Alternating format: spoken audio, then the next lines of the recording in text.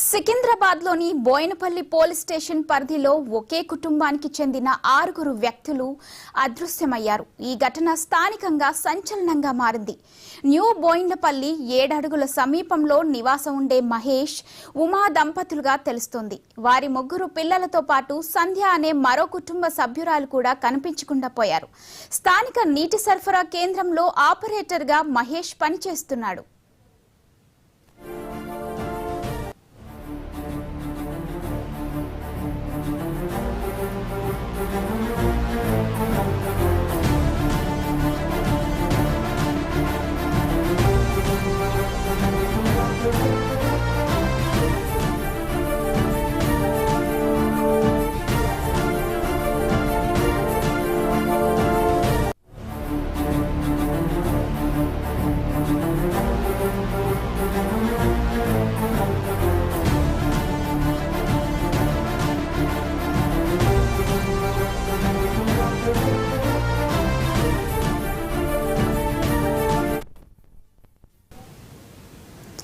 సికింద్రాబాద్లోని Boinapalli police station పరిధిలో ఒకే కుటుంబానికి చెందిన 6 వ్యక్తులు అదృశ్యమయ్యారు.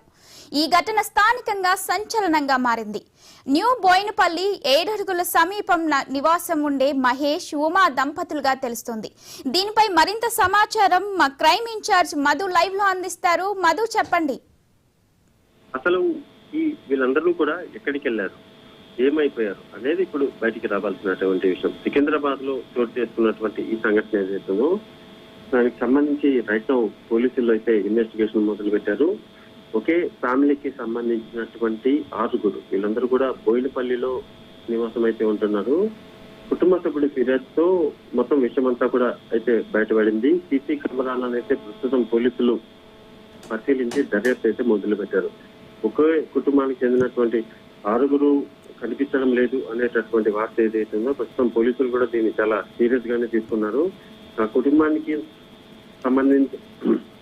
సంబంధించినటువంటి ఒక వ్యక్తి ఎవరైతే ఉన్నారో అతను పోలీసుల దగ్గరికి వచ్చి ఈ విధంగా మా ఫ్యామిలీలో 6 వ్యక్తులు కనిపించట్లేదు అని ఒక ఫిర్యాదు ఇచ్చిన నేపథ్యంలోనే న్యూ బోయినపల్లిలో సమీపంలో నివాసం ఉండేటటువంటి వీరి హౌస్ ఏదైతుందో ఆ హౌస్ చుట్టుపక్కల ఉన్నటువంటి సీసీ కెమెరాలను అయితే ప్రస్తుతం పోలీసులు ఆరా తీస్తున్నారు. ఇందులో కనిపించకుండా పోయినటువంటి వారు ఎవరైతే ఉన్నారో వాళ్ళకి సంబంధించినటువంటి వివరాలన్నీ కూడా ఆరా తీసినప్పుడు మహేష్, అదేవిధంగా ఉమా, వీళ్ళిద్దరు కూడా దంపతులు, 3 పిల్లలతో పాటు సంధ్య అనేటటువంటి మరో కుటుంబ సభ్యురాలు కూడా అదృశ్యమైనట్టుగా కూడా పోలీసులు అయితే గుర్తించారు. మహేష్ బోయినపల్లిలో నీటి సరఫరా కేంద్రంలో ఆపరేటర్ గా పనిచేస్తున్నట్టుగా అయితే తెలుస్తుంది.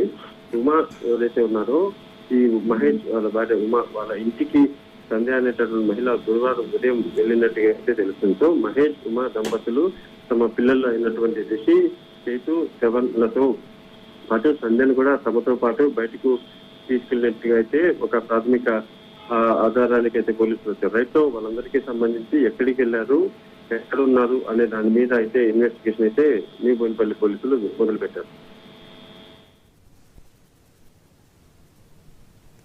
ఓకే, థ్యాంక్ యూ మధు గారు, thank you for the update.